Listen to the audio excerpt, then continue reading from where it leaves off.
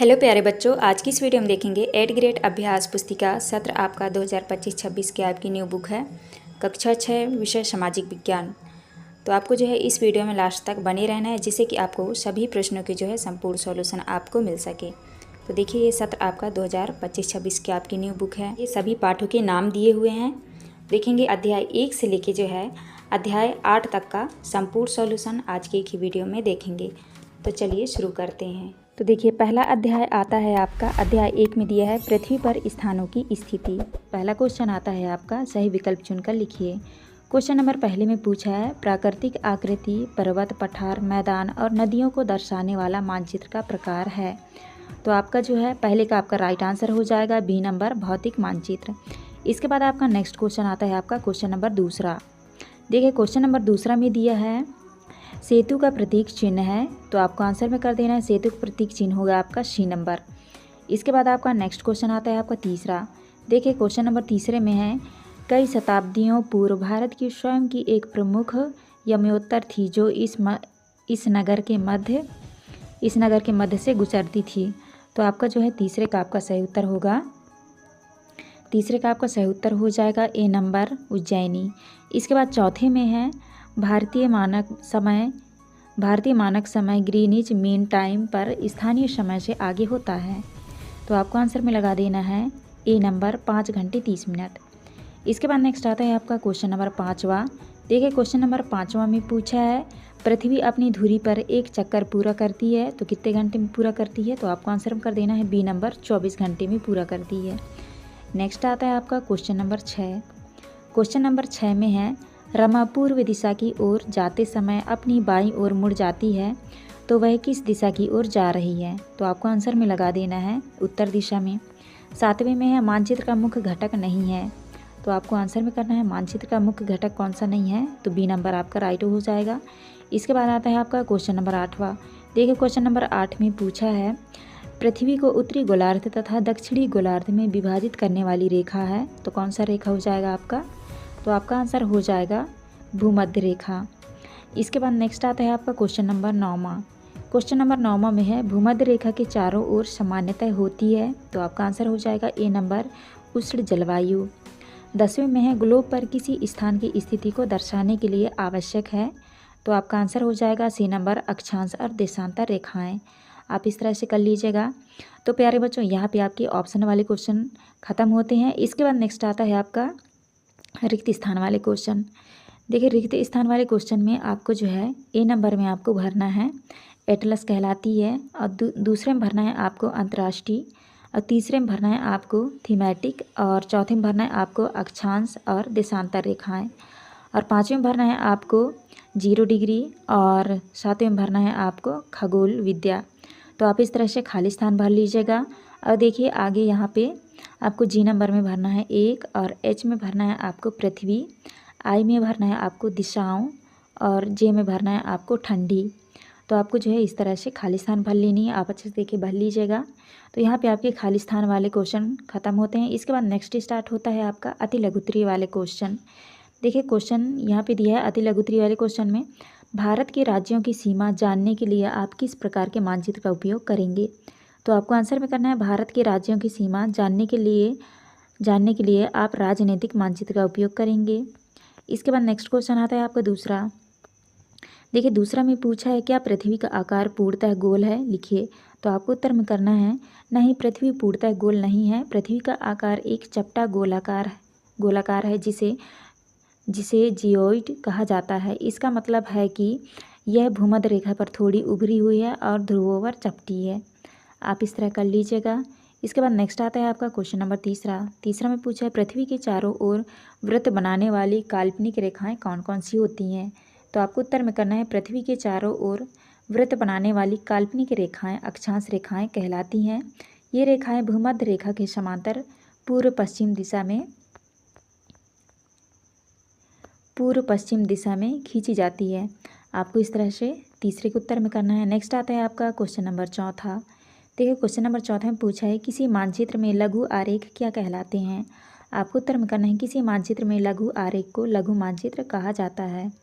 Next आता है आपका 5वां क्वेश्चन। देखिए 5वां क्वेश्चन में है चतुर्दिशी में कौन कौन सी दिशाएं सम्मिलित हैं? तो आपको उत्तर में करना है चतुर्दिशी में 4 दिशाएं सम्मिलित हैं, उत्तर, दक्षिण, पूर्व और पश्चिम। इन्हें अंग्रेजी में क्रमशः NSE और W अक्षरों से दर्शाया जाता है। नेक्स्ट आता है आपका छठवां क्वेश्चन। देखो क्वेश्चन नंबर 6 में, यदि एक टेबल लैंप के सामने ग्लोब को रखा जाए तो ग्लोब पर प्रकाशित भाग क्या स्पर्श करता है? तो आपको आंसर में करना है, यदि एक टेबल लैंप के सामने ग्लोब को रखा जाए तो ग्लोब का वह भाग जो प्रकाशित होगा वह दिन का प्रतिनिधित्व करता है, जबकि छाया वाला भाग रात का प्रतिनिधित्व करता है। इसके बाद नेक्स्ट आता है आपका क्वेश्चन नंबर 7वां। देखिए क्वेश्चन नंबर 7वां में पूछा है, नाविकों द्वारा दिशाओं को जानने के लिए किस यंत्र का उपयोग किया जाता है? आपको उत्तर में करना है, नाविकों द्वारा दिशाओं को जानने के लिए कंपास का उपयोग किया जाता है। यह एक ऐसा उपकरण है जो पृथ्वी के चुंबकीय क्षेत्र का उपयोग करके दिशाओं का पता लगाता है। नेक्स्ट आता है आपका क्वेश्चन नंबर 8वां। 8 में है, पृथ्वी के किसी स्थान का पता किन रेखाओं से लगाया जाता है? तो आपको उत्तर में करना है, पृथ्वी पर किसी स्थान का पता अक्षांश और देशांतर रेखाओं से लगाया जाता है। नेक्स्ट आता है आपका क्वेश्चन नंबर 9वां। देखिए 9वें में पूछा है, मानचित्र को और किस नाम से जाना जाता है? आपको उत्तर करना है, मानचित्र को नक्शा भी कहा जाता है, इसके अलावा इसे चार्ट या फ्लैट भी कहा जाता है। आप इस तरह कर लीजिएगा। इसके बाद आता है आपका क्वेश्चन नंबर 10वां। 10वां में है, ग्लोब पर देशांतर रेखाओं की कुल संख्या कितनी है? तो आपको उत्तर में करना है, ग्लोब पर देशांतर रेखाओं की कुल संख्या 360 है। इसके बाद नेक्स्ट क्वेश्चन स्टार्ट हो जाते हैं आपके लघुत्तरी वाले क्वेश्चन। देखिए लघुत्तरी में आपका पहला क्वेश्चन है, 4 प्रमुख दिशाओं को ज्ञात करने का सरल तरीका क्या है, लिखिए। तो आपको उत्तर में करना है, 4 प्रमुख दिशाएं उत्तर, दक्षिण, पूर्व और पश्चिम ज्ञात करने का सबसे सरल तरीका कंपास का उपयोग करना है। कंपास में एक चुंबकीय सुई होती है जो हमेशा दिशा की ओर इशारा करती है।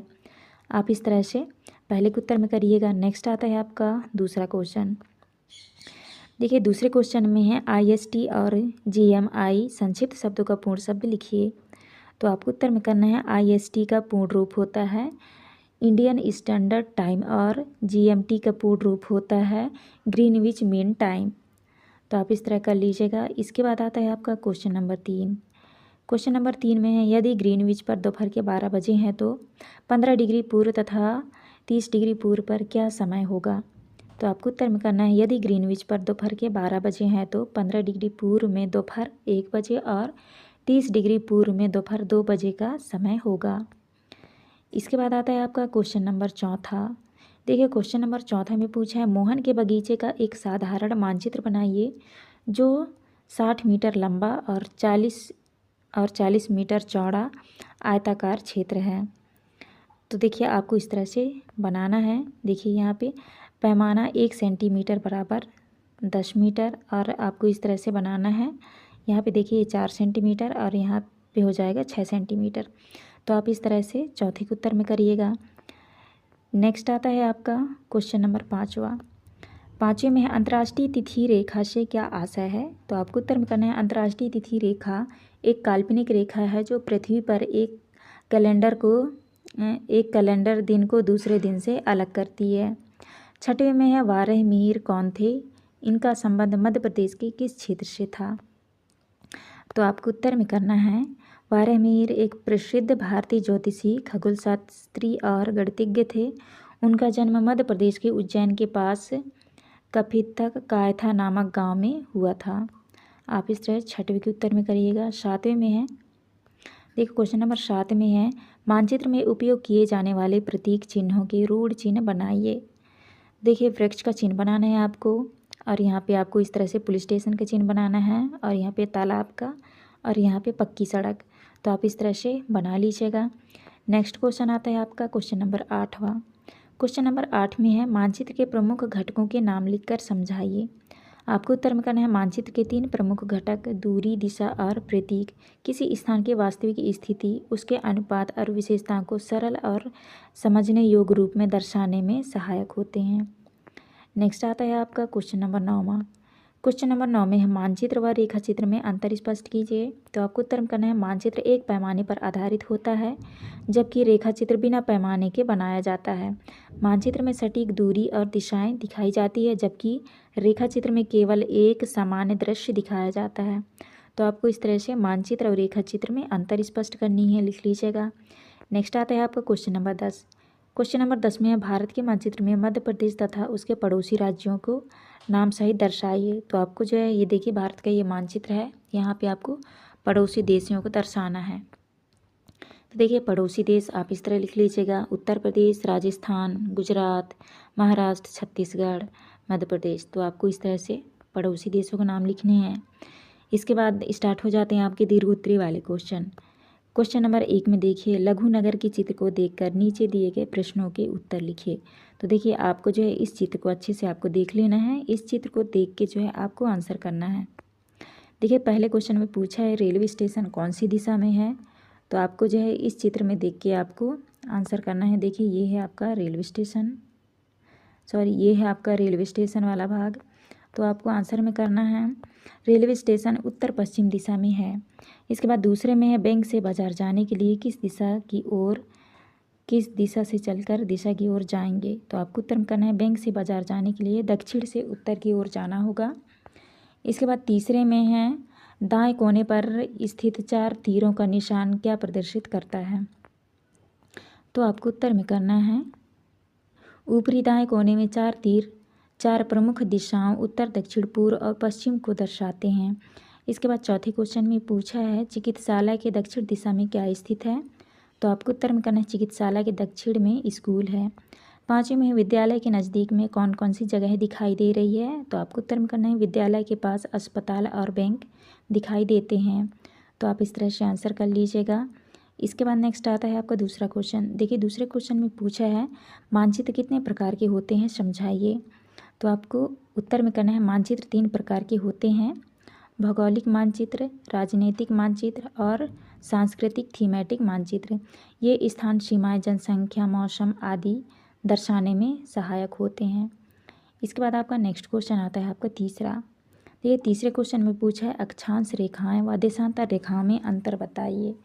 तो आपको अंतर में लिखना है अक्षांश रेखाएं पूर्व दिशा में पूर्व पश्चिम दिशा में भूमध्य रेखा के समांतर चलती है, जबकि देशांतर रेखाएं दक्षिण पूर्व दिशा में ध्रुवों से ध्रुवों तक चलती है। आप इस तरह कर लीजिएगा। नेक्स्ट आता है आपका चौथा क्वेश्चन।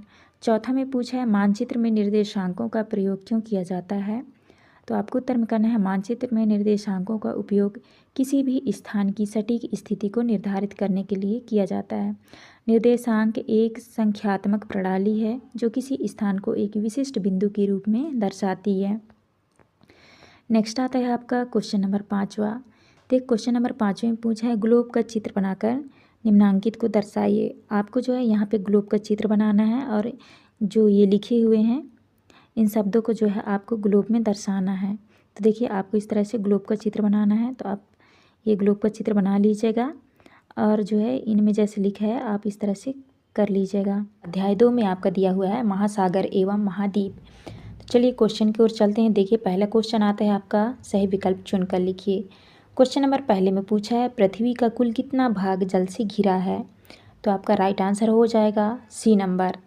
इसके बाद आता है आपका क्वेश्चन नंबर दूसरा में विश्व का मानचित्र देखकर बताइए कि भारत के दक्षिण में महासागर है। तो देखिए आपका जो है दूसरे का आपका राइट आंसर हो जाएगा ए नंबर हिंद महासागर।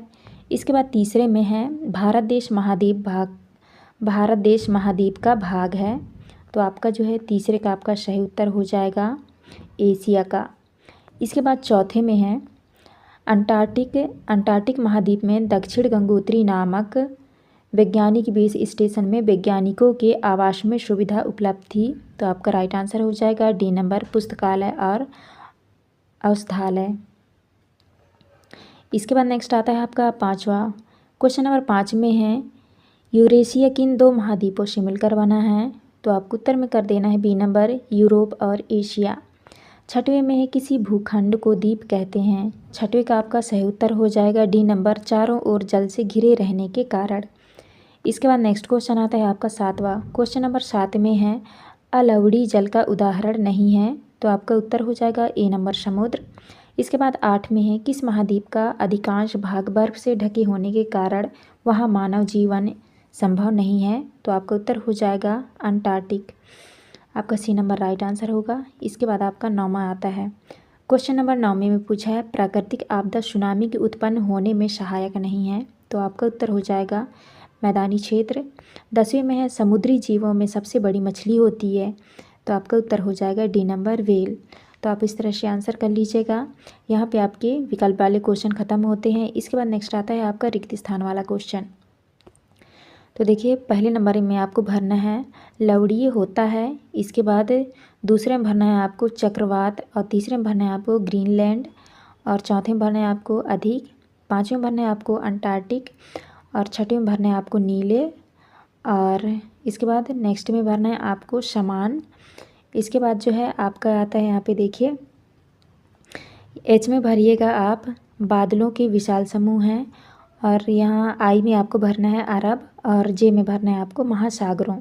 तो आप इस तरह से खाली स्थान अच्छे से देख के भर लीजिएगा।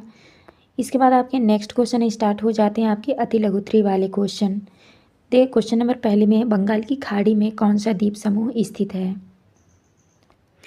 तो आपका जो है पहले के उत्तर में आपको करना है बंगाल की खाड़ी में अंडमान और निकोबार द्वीप समूह स्थित है। इसके बाद दूसरे क्वेश्चन में पूछा है पृथ्वी को नीला ग्रह क्यों कहा जाता है। तो आपको दूसरे के उत्तर में करना है पृथ्वी को नीला ग्रह कहा जाता है क्योंकि इसकी सतह का लगभग 71% भाग पानी से ढका हुआ है, जिसे आंतरिक से देखने पर यह नीला दिखाई देता है। आप इस तरह कर लीजिएगा। इसके बाद नेक्स्ट क्वेश्चन आता है आपका क्वेश्चन नंबर तीसरा में है 2003 में भारत में भीषण आपदा सुनामी के आने का मुख्य कारण क्या था। आपको उत्तर में करना है जिसका मुख्य कारण इंडोनेशिया की सुमात्रा द्वीप के पास समुद्र के नीचे 9.1 तीव्रता का भूकंप था। आप इस तरह से 3 के उत्तर में करिएगा। नेक्स्ट आता है आपका चौथा क्वेश्चन। चौथे में है विश्व का सबसे छोटा महाद्वीप कौन सा है। तो आपको आंसर में करना है विश्व का सबसे छोटा महाद्वीप कौन सा है। तो आप कर लीजिएगा महाद्वीप ऑस्ट्रेलिया। इसके बाद आता है आपका पाँचवा क्वेश्चन। पाँचवें में पृथ्वी मरुस्थल क्यों बन जाएगी। तो आपको उत्तर में करना है जलवायु परिवर्तन और पेड़ों की कटाई के कारण पृथ्वी मरुस्थल बन सकती है। इसके बाद नेक्स्ट आता है आपका छठवां क्वेश्चन। देखिए छठवें के उत्तर में आपको करना है भारत एक प्रायद्वीप है जिसके पूर्व में बंगाल की खाड़ी, पश्चिम में अरब सागर, दक्षिण में हिंद महासागर और उत्तर में हिमालय पर्वत स्थित है। इसके बाद आता है आपका क्वेश्चन नंबर 7। तो आपको 7 के उत्तर में करना है विश्व के तटीय क्षेत्रों में रहने वाले लोगों की संस्कृति का उल्लेख हमें विभिन्न सांस्कृतिक क्षेत्रों और समुदायों में मिलता है। आप इस तरह 7 के उत्तर में करिएगा। नेक्स्ट आता है आपका क्वेश्चन नंबर 8। देखिए क्वेश्चन नंबर 8 के उत्तर में आपको करना है समुद्र का चौड़े मुख वाला वह भाग जिसके चारों ओर भूमि अंदर की ओर धंसी होती है खाड़ी कहलाती है। इसके बाद 9वें क्वेश्चन के उत्तर में आपको लिखना है समुद्री वनस्पति जगत में मुख्य रूप से शैवाल जैसे भूरे, हरे और लाल शैवाल, समुद्री घास, मैंग्रोव और नामक दलदली पौधे शामिल हैं। इसके बाद आता है आपका क्वेश्चन नंबर 15। देखिए इसके बाद आता है आपका क्वेश्चन नंबर 10। क्वेश्चन नंबर 10 में देखिए 15 अक्षांश देशांतर तथा क्षेत्र अगले समय क्षेत्र से 1 घंटे का अंतर रखता है, वह क्या कहलाता है। तो आपको उत्तर में करना है समय क्षेत्र। इसके बाद आपकी स्टार्ट हो जाते हैं लघु उत्तरीय वाले क्वेश्चन। देखिए लघु उत्तरीय वाले क्वेश्चन का आपका पहला क्वेश्चन है, उसके उत्तर में आपको करना है सबसे छोटा महासागर आर्कटिक महासागर है और यह उत्तरी गोलार्ध में स्थित है। दूसरे में है तो आपको दूसरे के उत्तर में करना है अत्यधिक मछली पकड़ना, प्रदूषण और जलवायु परिवर्तन। इसके बाद तीसरे के उत्तर में आपको करना है मछली, whale, dolphin, shark, octopus, starfish, सीप, झींगा, केकड़ा आदि।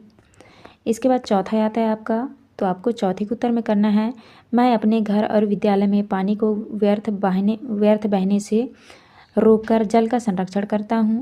इसके बाद पाँचवें के उत्तर में आपको करना है आपदा प्रबंधन का अर्थ है कि ऐसे सही उपाय किए जाने चाहिए जिससे खतरा आपदा का रूप ना ले सके।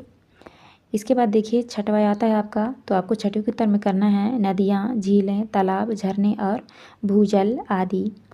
इसके बाद नेक्स्ट आता है आपका क्वेश्चन नंबर 7। तो देखिए 7 के उत्तर में आपको करना है अपशिष्ट प्रबंधन, प्रदूषण को कम करना, टिकाऊ मछली पकड़ने और जलीय कृषि को बढ़ावा देना, समुद्री संरक्षित क्षेत्रों की स्थापना करना और जलवायु परिवर्तन से निपटना।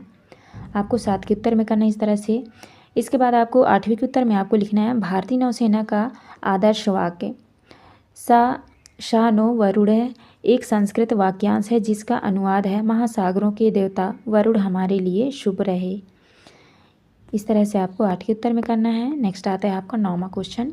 9वें के उत्तर में करना है आपको उत्तरी गोलार्ध में मुख्य रूप से उत्तरी अमेरिका, यूरोप और एशिया महाद्वीप स्थित हैं। इसके बाद नेक्स्ट आता है आपका क्वेश्चन नंबर 10वां। देखिए क्वेश्चन नंबर 10 के उत्तर में आपको करना है, इससे न केवल फसलों का उत्पादन कम होगा बल्कि किसानों की भी आय घटेगी और खाद्य सुरक्षा भी प्रभावित होगी। इसके बाद देखिए यहाँ से हो जाते हैं आपके दीर्घ उत्तरी वाले क्वेश्चन स्टार्ट हो जाते हैं। तो देखिए दीर्घ उत्तरी का पहला क्वेश्चन आपको उत्तर में करना है, पृथ्वी पर जल की मात्रा अधिक होने के बावजूद जल संकट का सामना करना पड़ता है क्योंकि उपलब्ध जल का अधिकांश भाग खारा है और उपयोग के योग्य नहीं है।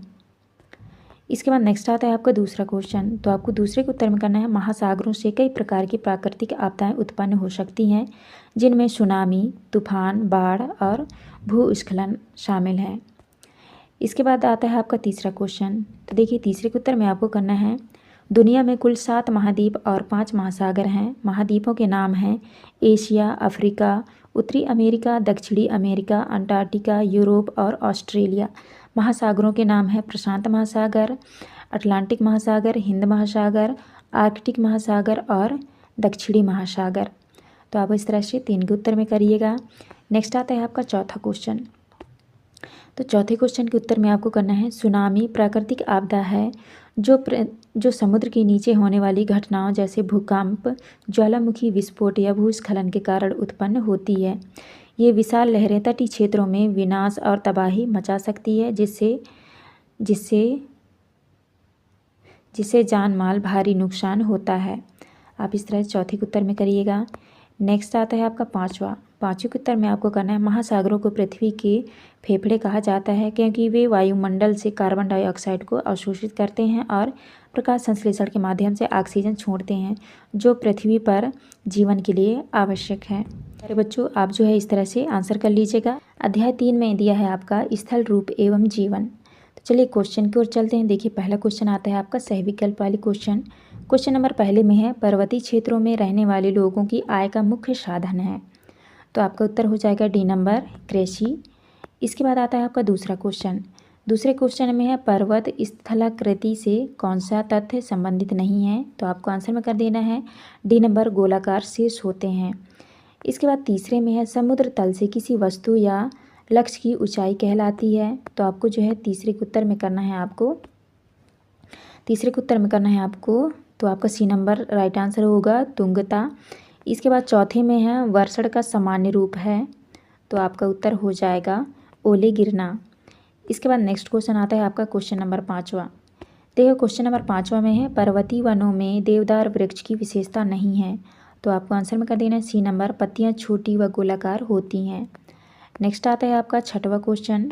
क्वेश्चन नंबर 6 में है, मांस और लाइकेन अधिक ऊंचाई पर पाए जाने वाले हैं। आंसर होगा आपका सूक्ष्म जीव। 7वें में है, मरुस्थलीय क्षेत्रों में समान रूप से पाई जाने वाली वनस्पति है। तो आपका उत्तर हो जाएगा बी नंबर कैक्टस। इसके बाद आता है आपका क्वेश्चन नंबर 8वां। देखिए क्वेश्चन नंबर 8 में है, पहाड़ों के बीच एक निचला क्षेत्र जिसमें प्रायः नदी अथवा जलधारा बहती है। तो आपका उत्तर हो जाएगा सी नंबर घाटी। 9वें में है, दक्षिण अफ्रीका के जम्बेजी नदी पर जलप्रपात स्थित है। तो आपका उत्तर हो जाएगा डी नंबर विक्टोरिया जलप्रपात। इसके बाद 10वें में है, मैदानी भूभागों में लोगों का मुख्य आर्थिक व्यवसाय नहीं है। तो आपका उत्तर हो जाएगा डी नंबर मत्स्य पालन का।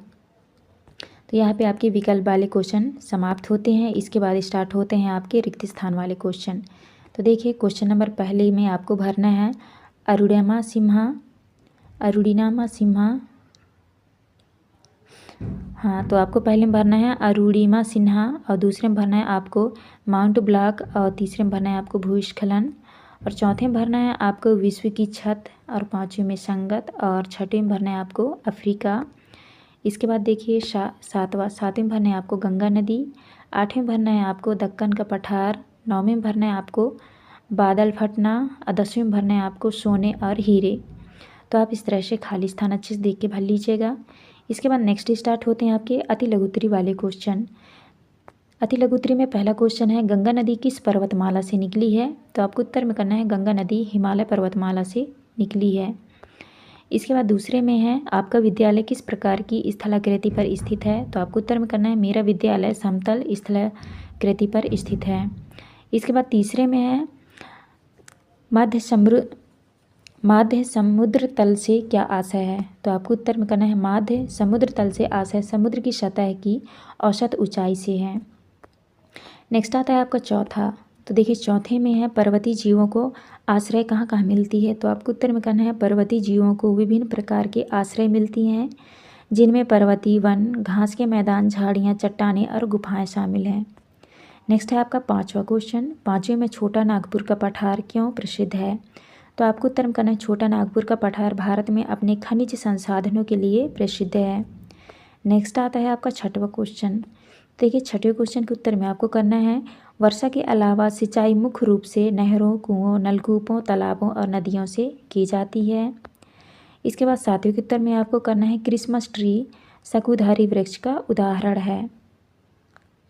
क्रिसमस ट्री शंकुधारी वृक्ष का उदाहरण है। आप इस तरह से सात का उत्तर करिएगा। नेक्स्ट आता है आपका आठवें के उत्तर में करना है क्रिकेट खेलने के लिए एक सपाट विस्तृत अंडाकार या गोल मैदान उपयुक्त होता है। नौवें क्वेश्चन के उत्तर में आपको करना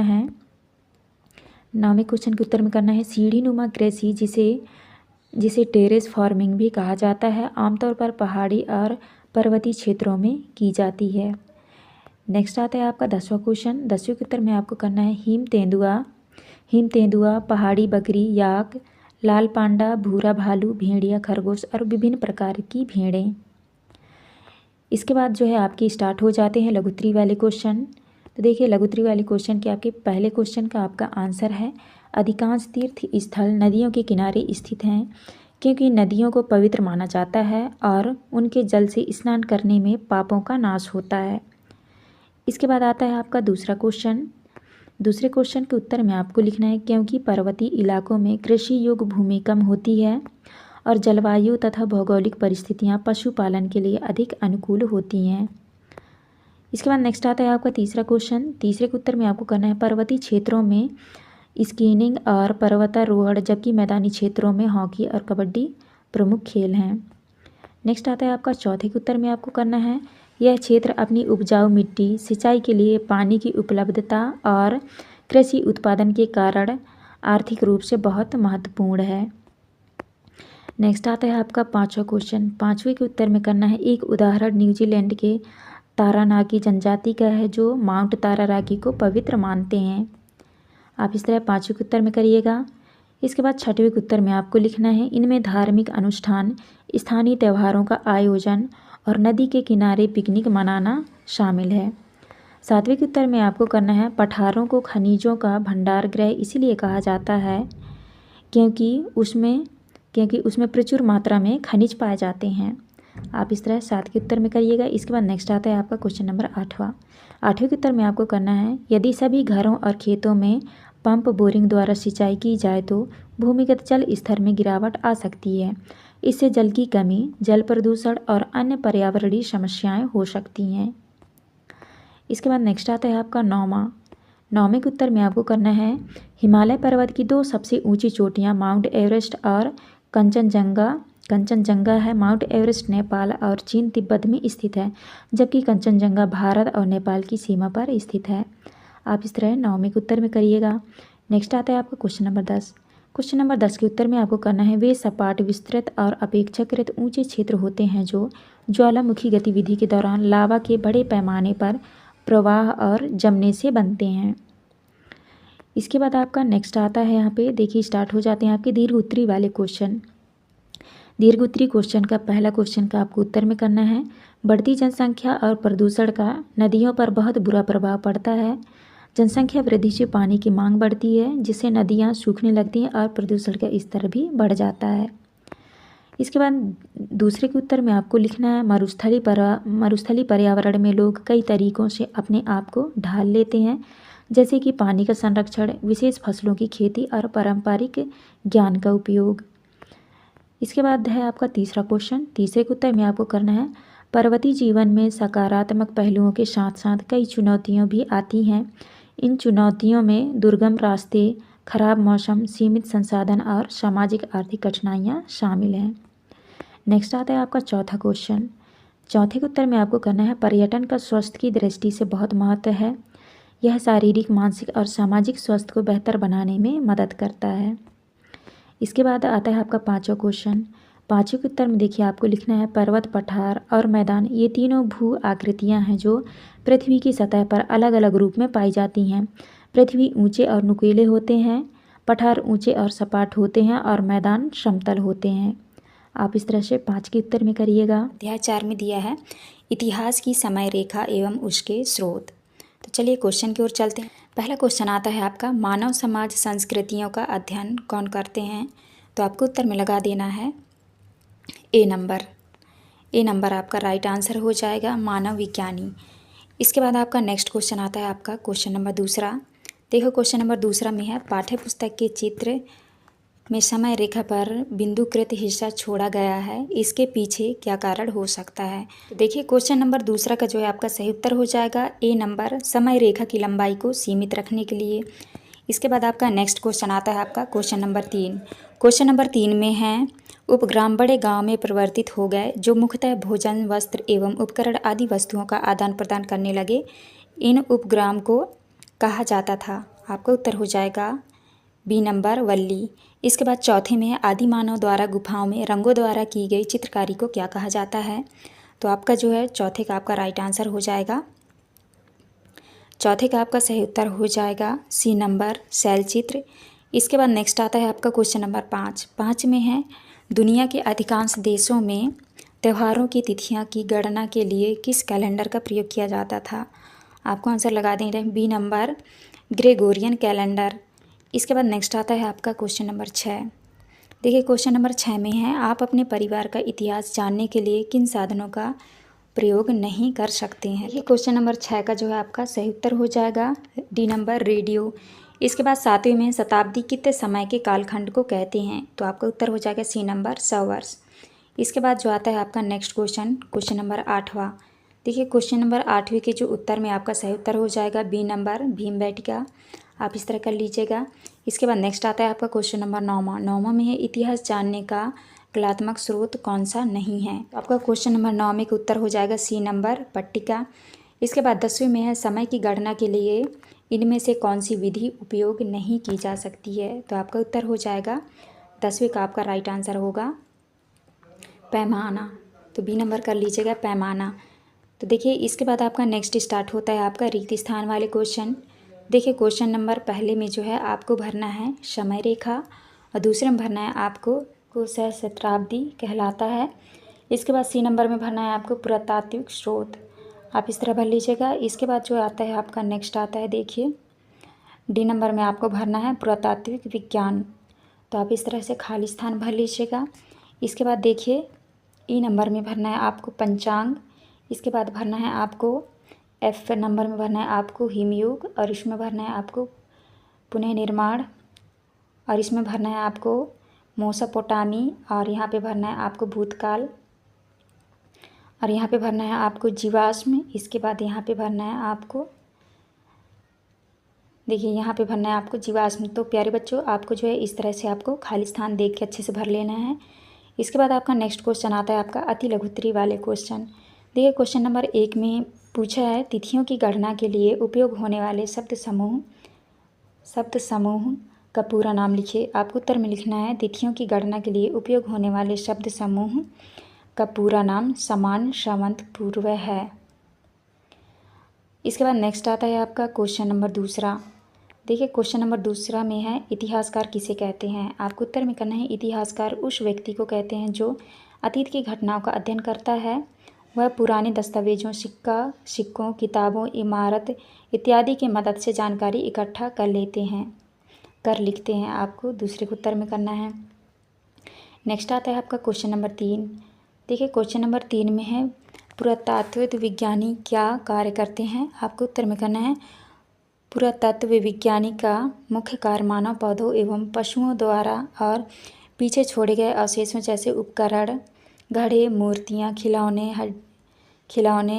हड्डियाँ, घरों एवं ईंटों के हिस्से एवं अन्य वस्तुओं का उत्खनन करके अतीत अध्ययन करता है। आपको इस तरह करना है 3 के उत्तर में। नेक्स्ट आता है आपका चौथा के उत्तर में करना है आपको हिमयुग वह समय था जब पृथ्वी का बहुत बड़ा हिस्सा बर्फ़ से ढका हुआ था। उस समय बहुत ठंडी थी। हिमयुग लगभग 1 लाख वर्ष पूर्व से लेकर 12,000 वर्ष पूर्व तक रहा। अब चौथे के उत्तर में करिएगा। नेक्स्ट आता है आपका क्वेश्चन नंबर 5। तो देखिए 5 के उत्तर में करना है इतिहास की शताब्दी गणना के लिए 1 से 100 तक 1 शताब्दी, 101 से 200 तक 2 शताब्दी, इसी तरह गिनती आगे बढ़ती जाती है। अब वर्तमान समय 2025 को आता है 2001 से 2100 के बीच, इसलिए वर्तमान में 21वीं शताब्दी चल रही है। आप 5वें के उत्तर में करिएगा। नेक्स्ट आता है आपका छठवां के उत्तर में करना है मानव लगभग 3 लाख वर्ष पूर्व से पृथ्वी पर रह रहा है। इसके बाद 7वें के उत्तर में आपको करना है सिंधु सरस्वती सभ्यता का समय काल आज से लगभग 2000 साल पूर्व से 2025 से यहाँ पे आपका 40-25 वर्ष पूर्व माना गया है। आप 7वें के उत्तर में करिएगा। इसके बाद नेक्स्ट आता है आपका 8वें नंबर के उत्तर में आपको करना है अधिकांश प्राचीन सिक्कों में राजा रानी के चित्र इसलिए मिलते थे क्योंकि इससे लोगों को शासन की पहचान होती थी और उनके शासन की ताकत और प्रसिद्धि दिखती थी। आप 8वें के उत्तर में करिएगा। इसके बाद आता है आपका क्वेश्चन नंबर 9वां। देखिए 9वें के उत्तर में करना है भारतीय लोक तिथि पत्र महीना एवं महीनों के निर्धारण के लिए सूर्य एवं चंद्रमा की स्थिति पर निर्भर रहते हैं। यही हमारे पंचांग का आधार है। इसके बाद नेक्स्ट आता है आपका क्वेश्चन नंबर 10वां। तो देखिए 10 के उत्तर में करना है समय रेखा से हमें भिन्न भिन्न समय पर ऐतिहासिक घटनाओं के अनुक्रम को समझने की सहायता मिलती है। नेक्स्ट आता है आपका, देखिए इसके बाद स्टार्ट हो जाते हैं आपके लघुत्तरी वाले क्वेश्चन। तो आदि मानव किस प्रकार रहते थे? आपको उत्तर में करना है आदि मानव जंगलों में गुफाओं या पेड़ों के नीचे रहते थे। वह शिकार करते थे, कंदमूल खाते थे और छोटे छोटे समूह में रहते थे। भोजन एवं आश्रय की निरंतर खोज करते रहते थे। वह पत्थरों के औजारों का उपयोग करते थे। आग का प्रयोग खाना बनाने और गर्मी के लिए करते थे। तो आप इस तरह से आंसर करिएगा। इसके बाद नेक्स्ट आता है आपका दूसरा क्वेश्चन। दूसरे के उत्तर में करना है 20वीं शताब्दी का सामान्य सावंत में आरंभिक वर्ष 1901 और अंतिम वर्ष 2000 था। यह शताब्दी विज्ञान, तकनीकी, शिक्षा और परिवहन के क्षेत्र में कई बड़े बदलावों और विकास की गवाही बनी। नेक्स्ट है आपका तीसरा के उत्तर में करना है इतिहास जानने के लिए मौखिक स्रोतों में लोकगीत, लोक कथाएँ, कहावतें, किस्से, कहानी, बुजुर्गों की बातें और लोक नाटक शामिल हैं। यह स्रोत हमें पुराने समय की जानकारियाँ मौखिक रूप से देते हैं। तो आप इस तरह से आंसर करिएगा तीसरे की। इसके बाद नेक्स्ट आता है आपका चौथा। तो देखिए क्वेश्चन नंबर चौथा आपका इस तरह से है। तो आपको जो है क्वेश्चन नंबर चौथे के उत्तर में आपको इस तरह से आपको आंसर करना है। तो आप वीडियो रोक के जो है आप लिख लीजिएगा। नेक्स्ट आता है आपका क्वेश्चन नंबर 5वां। तो देखिए क्वेश्चन नंबर 5 के उत्तर में आपको इस तरह से लिखना है। तो आप यहाँ से देख के अच्छे से कर लीजिएगा। इसके बाद आता है आपका क्वेश्चन नंबर 6। तो देखिए ये रहा आपका क्वेश्चन नंबर 6 का उत्तर। तो आप इस तरह से क्वेश्चन नंबर 6 का उत्तर अच्छे से देख के वीडियो रोक के आप अच्छे से कर लीजिएगा। इसके बाद नेक्स्ट आता है आपका क्वेश्चन नंबर 7। तो देखिए क्वेश्चन नंबर 7 के उत्तर में आपको करना है जीवाश्म वैज्ञानिक पुराने समय के जीवों, करोड़ों वर्ष पूर्व के पेड़ों, पशुओं एवं मानवों के अवशेषों का अध्ययन करते हैं। वह यह पता लगाते हैं कि प्राचीन जीवन कैसे दिखते थे, कैसे रहते थे और पृथ्वी पर जीवन कैसे विकसित हुआ। इसके बाद नेक्स्ट आता है आपका क्वेश्चन नंबर 8वां। देखिए क्वेश्चन नंबर 8 के उत्तर में आपको करना है जैसे जैसे समुदायों का विकास हुआ, समाज जटिल हो गया। जटिल समाज में मुख्य का उत्तरदायित्व बढ़ गया। उसे लोगों के बीच न्याय करना, नियम बनाना, सुरक्षा व्यवस्था बनाए रखना और समाज की भलाई के लिए निर्णय लेना होता था। वहाँ समय का प्रमुख नेता माना जाता था। आप इस तरह 8वें के उत्तर में करिएगा। इसके बाद नेक्स्ट आता है आपका क्वेश्चन नंबर 9वां। तो देखिए क्वेश्चन नंबर 9वां के उत्तर में आपको इस तरह से देख के लिख लेना है। तो आप अच्छे से कर लीजिएगा। इसके बाद जो है आपका नेक्स्ट क्वेश्चन आता है। नेक्स्ट आता है आपका क्वेश्चन नंबर 10वां। तो देखिए 10वें के उत्तर में आपको करना है भोजन की खोज करना, जंगली जानवरों से बचाना, मौसम की मार खाना, ठंडी गर्मी बारिश, रहने के लिए सुरक्षित स्थान ढूंढना, अपनी समझ और भाषा का विकास करना इत्यादि। आप इस तरह 10 के उत्तर में करिएगा। इसके बाद जो है आता है आपका क्वेश्चन नंबर, देखिए दीर्घोत्तरी वाले स्टार्ट हो जाते हैं। तो देखिए दीर्घोत्तरी का आपका पहला क्वेश्चन है, इतिहास को समझने में विभिन्न स्रोत हमारी क्या सहायता कर सकते हैं। तो आपको जो है दीर्घोत्तरी के पहले क्वेश्चन के उत्तर में आपको इस तरह से आंसर करने हैं, तो आप अच्छे से देख के कर लीजिएगा। इसके बाद देखिए नेक्स्ट क्वेश्चन आता है। तो आपको देखिए दूसरे क्वेश्चन में है, सहस्त्राब्दी की गणना किस प्रकार करेंगे, एक उदाहरण के द्वारा स्पष्ट कीजिए। तो आपको जो है दूसरे के उत्तर में आपको इस तरह से आंसर कर लेना है, तो आप देख के कर लीजिएगा। नेक्स्ट आता है आपका तीसरा क्वेश्चन। तो देखिए ये रहा आपका क्वेश्चन नंबर 3 और ये रहा आपका उसका उत्तर, तो आप इस तरह कर लीजिएगा। इसके बाद नेक्स्ट आता है आपका चौथा। तो देखिए ये रहा आपका चौथा का उत्तर, आप यहाँ से कर लीजिएगा देख के। इसके बाद नेक्स्ट आता है आपका पाँचवा। तो आपको इस तरह से 5 के उत्तर में आपको लिखना है। इसके बाद देखिए,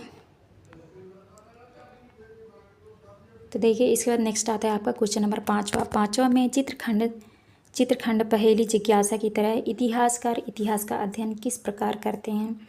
आपको उत्तर में करना है, इतिहास को एक पहेली जिज्ञासा की तरह समझते हैं।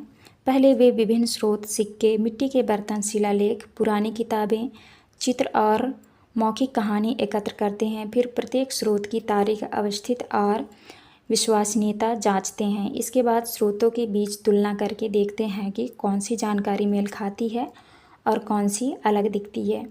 तो आपको इस तरह से क्वेश्चन नंबर 5 के उत्तर में करना है। तो प्यारे बच्चों, यहाँ पे जो है हमारी वीडियो कंप्लीट होती है। अध्याय 5 में दिया है आपका इंडिया अर्थात भारत।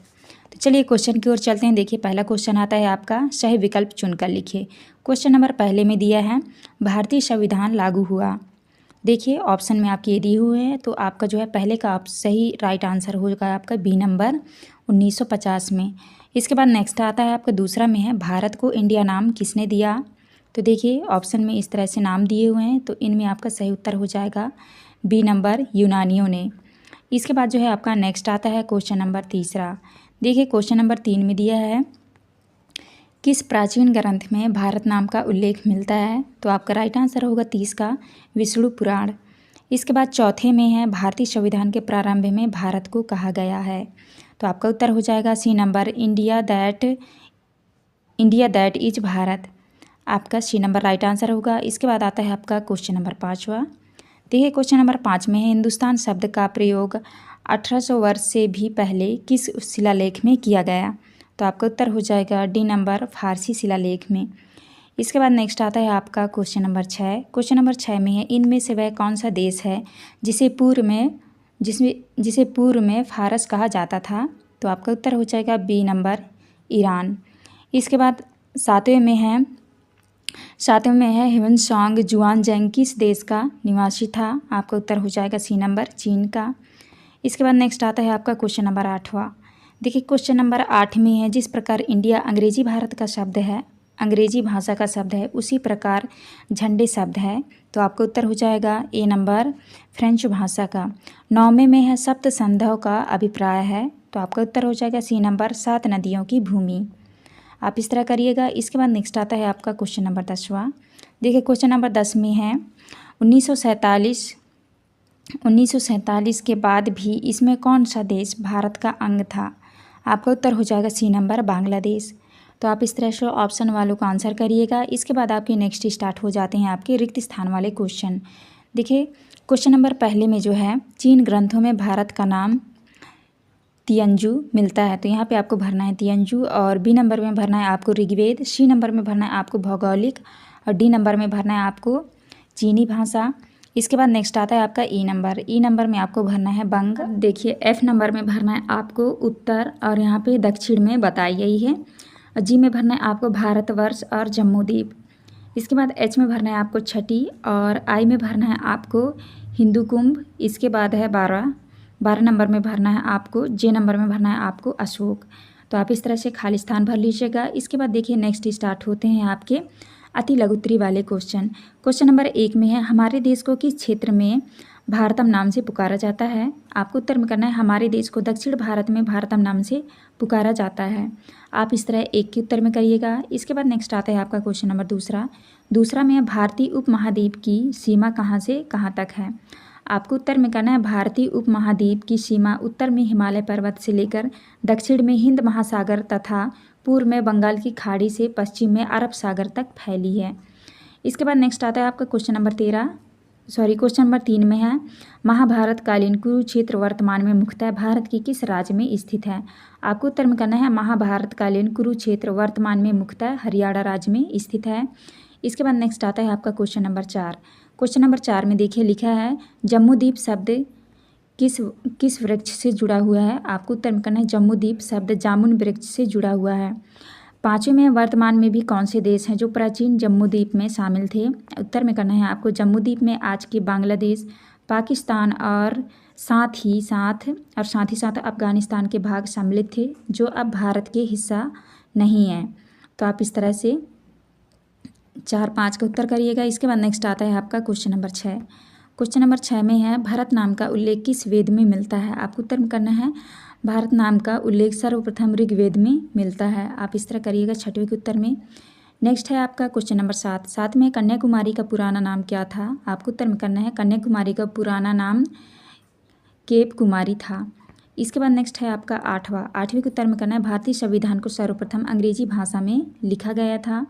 आप 8वें के उत्तर में करिएगा। नेक्स्ट आता है आपका क्वेश्चन नंबर 9 के उत्तर में आपको करना है समूचे उपमहाद्वीप के लिए भारतवर्ष शब्द का प्रयोग किया जाता है। इसके बाद देखिए नेक्स्ट आता है आपका 10वें के उत्तर में आपको करना है चीनी शब्द तेयंजू संस्कृत शब्द सिंधु से लिया गया है। इसके बाद देखिए नेक्स्ट आता है आपका लघुत्तरी वाले क्वेश्चन। देखिए यहाँ से स्टार्ट हो जाते हैं। तो लघुत्तरी के पहले क्वेश्चन में देखिए इस तरह से आपका क्वेश्चन दिया हुआ है भारत को विदेशियों ने क्या क्या नाम दिए हैं? तो आपको देखिए इस तरह से उत्तर करना है फारसी, यूनानी, फारसी में हिंदू और यूनानी में इंडोई, इंडेक, लैटिन में भारत, चीनी में देखिए युंदू, अरबी और फारसी में हिंदुस्तान, अंग्रेजी में इंडिया और फ्रेंच में इंडे। तो आप इस तरह से एक के उत्तर में करिएगा। नेक्स्ट आता है आपका दूसरे में देखिए लिखा है प्राचीन चीन वासियों का भारत के प्रति सम्मान था, इसके लिए क्या तर्क बताया गया है? उत्तर में करना है सिंधु से चीनी शब्द तियंजू लिया गया जिससे स्वर्ग तुल्य स्वामी के रूप में समझाया जा सकता है। यह भारत के प्रति उनके सम्मान को दर्शाता है। चीनियों ने भारत को बुद्ध की भूमि के रूप में सम्मानित किया जो उनके लिए ज्ञान और धर्म का स्रोत था। आप इस तरह करिएगा 2 के उत्तर में। नेक्स्ट आता है आपका क्वेश्चन नंबर 3 में संविधान से क्या आशय है? संविधान किसी देश के आधारभूत सिद्धांतों और कानून को बताने वाला प्रलेख है जिसके आधार पर देश का संचालन किया जाता है। आप इस तरह 3 के उत्तर में करिएगा। नेक्स्ट आता है आपका क्वेश्चन नंबर 4 में यूनानी भाषा में हा अक्षर के ना होने से हिंदू शब्द के नामकरण पर क्या प्रभाव पड़ा? उत्तर में कहना है यूनानी भाषा में हा अक्षर नहीं होता है, इसीलिए अब यूनानी लोग सिंधु शब्द बोलते हैं। वह हा के बजाय ई का प्रयोग करके इंडो या इंडेक कहने लगे। इसी बदलाव से आगे चलकर हिंदू और इंडिया जैसे शब्दों का नामकरण हुआ। 5वें में निवासी शब्द का प्रयोग किन अर्थों में किया जाता है? तो आपको उत्तर में करना है निवासी शब्द का प्रयोग किसी विशेष स्थान पर रहने वाले लोगों के लिए किया जाता है। इसके बाद देखिए नेक्स्ट आता है आपका क्वेश्चन नंबर 6 में प्राचीन समय में विदेशियों का भारत आने के पीछे क्या कारण हो सकता है? तो आपको 6वें के उत्तर में करना है। तो देखिए आपको 6वें के उत्तर में करना है आपको प्राचीन समय में विदेशी लोग भारत में व्यापार, यात्रा, शिक्षा, धर्म और आक्रमण जैसे कारणों से आते थे। आप इस तरह 6वें में करिएगा। नेक्स्ट आता है आपका क्वेश्चन नंबर 7 में विदेशियों द्वारा भारत को अनेक नाम दिए हैं, इन नामों का उल्लेख हमें कहाँ कहाँ मिलता है? आपको उत्तर में करना है भारत को दिए गए विदेशी नाम का उल्लेख प्राचीन ग्रंथों, यांत्रियों, पुस्तकों, नक्शों और विदेशी लेखों में मिलता है। इसके बाद देखिए नेक्स्ट आता है आपका 8वां, भारत को संघ क्यों कहा गया है? उत्तर में करना है भारत कई राज्य और केंद्र शासित प्रदेशों का समूह है जो मिलकर एक देश बनाते हैं, इसी कारण भारत को संघ कहा गया है। इसके बाद देखिए नेक्स्ट आते हैं आपके नेक्स्ट क्वेश्चन है 9वां। तो आपको 9वें के उत्तर में करना है नहीं, स्वतंत्रता से पूर्व भारत का क्षेत्रफल वर्तमान क्षेत्रफल से अधिक था क्योंकि तब भारत में आज के पाकिस्तान, बांग्लादेश और बर्मा जैसे क्षेत्र भी शामिल थे। स्वतंत्रता के बाद विभाजन के कारण भारत का क्षेत्रफल कम हो गया। इसके बाद 10वें में है सिंधु नदी की कोई 3 सहायक नदियों के नाम लिखिए। तो सिंधु नदी की 3 सहायक नदियां हैं झेलम, चुनाव, रावी। तो आप इस तरह से 10वीं के उत्तर में करिएगा। नेक्स्ट स्टार्ट होते हैं आपके दीर्घ उत्तरी वाले क्वेश्चन। देखिए दीर्घ उत्तरी के आपके पहले क्वेश्चन के उत्तर में करना है आपको संदर्भ पाठ के आधार पर उदाहरण के लिए 2000 वर्ष पूर्व प्राचीन तमिल के साहित्य की एक कविता में एक ऐसे राजा की प्रशंसा की गई है जिसका नाम दक्षिण में केप कुमारी से उत्तर में महान पर्वत तक, पूर्व के महासागर से पश्चिम के महासागर तक जाना जाता है। उत्तर में महान पर्वत को अब आप पहचान सकते हैं और केप कुमारी की पहचान करने में भी कठिनाई नहीं होनी चाहिए कि प्राचीन भारतीय अपने भूगोल को अच्छी तरह से जानते थे। आप इस तरह से पहले के उत्तर में करिएगा। नेक्स्ट आता है आपका क्वेश्चन नंबर दूसरा। तो देखिए क्वेश्चन नंबर दूसरे के उत्तर में आपको करना है प्राचीन भारत को जम्बूद्वीप कहने के लिए पीछे का मुख्य कारण जामुन वृक्ष के फल के द्वीप से है। यह वास्तव में भारत में पाया जाने वाला एक सामान्य पेड़ है। इस समय के जम्बूद्वीप में वर्तमान के बांग्लादेश, पाकिस्तान और अफगानिस्तान इत्यादि देश सम्मिलित थे। आप इस तरह दूसरे के उत्तर में करिएगा। नेक्स्ट आता है आपका क्वेश्चन नंबर 3। क्वेश्चन नंबर 3 में देखिए लिखा है सप्त सिंधु की 7 नदियों के नाम लिखिए। तो आपको यहाँ पे सप्त सिंधु की 7 नदियों के नाम लिखनी है। तो पहला है सिंधु नदी, सरस्वती, झेलम, चिनाब नदी, रवि, सतलुज, व्यास। तो आप इस तरह से नदियों के नाम लिखेंगे। इसके बाद नेक्स्ट आता है आपका क्वेश्चन नंबर 4। देखिए क्वेश्चन नंबर 4 में है प्रसिद्ध चीनी यात्री हेनसांग जुआनजैंग की भारत भ्रमण की उपलब्धियां लिखिए। तो आपको जो है देखिए प्रश्न क्रमांक 4 के उत्तर में आपको इस तरह से देख के आपको लिख लेना है। तो प्यारे बच्चों आप वीडियो जो है रोक के आप लिख लीजिएगा इसका आंसर। इसके बाद नेक्स्ट आता है आपका अगला क्वेश्चन। तो देखिए इस क्वेश्चन में दिया है आज से 1000 वर्ष पूर्व भारत की सीमाएं परिभाषित नहीं थी, यह वर्तमान भारत से किस प्रकार अलग था। तो आपको जो है इसका उत्तर भी आपको वीडियो रोक के आपको अच्छे से कर लेना है। तो आप कर लीजिएगा। नेक्स्ट आता है आपका, तो देखिए इस क्वेश्चन में दिया है ऐसा क्यों है कि भारत के अधिकांश नाम सिंधु नदी के नाम के आधार पर रखे गए हैं, जबकि उस समय भी गंगा भारत की एक बड़ी नदी थी। तो आपको जो है इस क्वेश्चन के आंसर में आपको इस तरह से आपको आंसर करना है। तो आप वीडियो रोक के जो है आप इसका आंसर अच्छे से कर लीजिएगा। अध्याय 6 में दिया है आपका भारतीय सभ्यता का प्रारंभ। तो चलिए क्वेश्चन की ओर चलते हैं। देखिए पहला क्वेश्चन आता है आपका सही विकल्प चुनकर लिखिए। क्वेश्चन नंबर पहले में दिया है स्टेटाइट का उपयोग होता था। आपका उत्तर हो जाएगा ए नंबर मोहर बनाने में। दूसरे क्वेश्चन में है टेराकोटा तकनीक का संबंध है। आपका उत्तर हो जाएगा सी नंबर पक्की मिट्टी से। आप इस तरह आंसर कर लीजिएगा। इसके बाद नेक्स्ट आता है आपका क्वेश्चन नंबर 3। क्वेश्चन नंबर 3 में देखिए लिखा है सिंधु नदी का उद्गम इस पर्वत से होता है। तो आपको लिखना है हिंदू कुश। इसके बाद चौथे में है विलुप्त सरस्वती नदी को वर्तमान में भारत में किस नाम से जाना जाता है। तो आपको उत्तर में करना है देखिए चौथे का उत्तर होगा बी नंबर। तो आपको बी नंबर आपका राइट आंसर हो जाएगा। इसके बाद नेक्स्ट आता है आपका क्वेश्चन नंबर 5वां। देखिए क्वेश्चन नंबर 5 में हड़प्पा सभ्यता की खोज हुई थी। तो आपको बी नंबर उत्तर करना है 1924 में। इसके बाद छठवें में हड़प्पा सभ्यता मुख्यतः इस नदी के किनारे विकसित है। आपको करना है सिंधु नदी। इसके बाद नेक्स्ट आता है आपका 7वां क्वेश्चन। 7वें में है निम्न में से कौन सा नगर हड़प्पा सभ्यता का नगर नहीं है। तो आपको उत्तर में करना है महरौली। इसके बाद 8वें में है निम्नलिखित में से कौन सी नदी हिमालय से नहीं निकलती है। तो आपका उत्तर हो जाएगा नर्मदा। इसके बाद नेक्स्ट आता है आपका क्वेश्चन नंबर 9वां में है मेसोपोटामिया की सभ्यता का आरंभ हुआ। तो आपका उत्तर हो जाएगा डी नंबर 6000 वर्ष पूर्व। इसके बाद नेक्स्ट आता है आपका क्वेश्चन नंबर 10वां। देखिए क्वेश्चन नंबर 10 में है इसमें से कौन सी वस्तु धौलावीरा से प्राप्त हुई है। तो आपको उत्तर में करना है डी नंबर स्वर्ण दर्पण। तो आप इस तरह कर लीजिएगा। देखिए इसके बाद नेक्स्ट स्टार्ट हो जाते हैं आपके रिक्त स्थान वाले क्वेश्चन।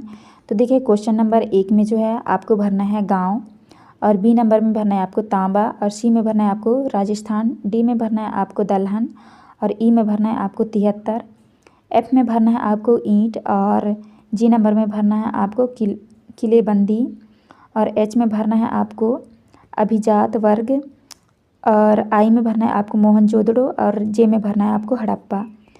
तो आप इस तरह से रिक्त स्थान भर लीजिएगा। इसके बाद देखिए नेक्स्ट स्टार्ट हो जाते हैं आपके अति लघु उत्तरीय वाले क्वेश्चन। देखिए क्वेश्चन नंबर पहले में है आपका, भारतीय आरंभिक सभ्यता में अधिकांश नगरों के 2 भाग होते थे। वह कौन सी नगर व्यवस्था थी जिसमें 3 भाग थे? तो देखिए 3 भाग कौन कौन से हैं आपके, तो आपको लिखना है उत्तर में किला, मध्य भाग निकला नगर। आप इस तरह पहले के उत्तर में करिएगा। दूसरे में है भारत का पहला नगरीकरण किसे कहा जाता है? तो आपको उत्तर में करना है भारत का पहला नगरीकरण सिंधु सभ्यता को कहा जाता है। इसके बाद नेक्स्ट आता है आपका, देखिए क्वेश्चन नंबर 3। क्वेश्चन नंबर 3 में देखिए यहाँ पे दिया है, सिंधु घाटी की सभ्यता में घाटी शब्द का प्रयोग अब क्यों नहीं किया जाता है? आपको उत्तर में करना है 1920-21 में जब सिंधु सभ्यता की खोज हुई थी, तब सिंधु नदी के मैदानों में बहुत से पुरास्थल मिले, तब इसे सिंधु घाटी सभ्यता का नाम दिया गया। परंतु जैसे जैसे खोज होती गई, सिंधु सभ्यता का क्षेत्र विस्तृत होता गया, अतः इसे सिंधु घाटी सभ्यता ना कहकर सिंधु सभ्यता कहा गया। आप इस तरह से 3 के उत्तर में करिएगा। नेक्स्ट आता है आपका क्वेश्चन नंबर 4।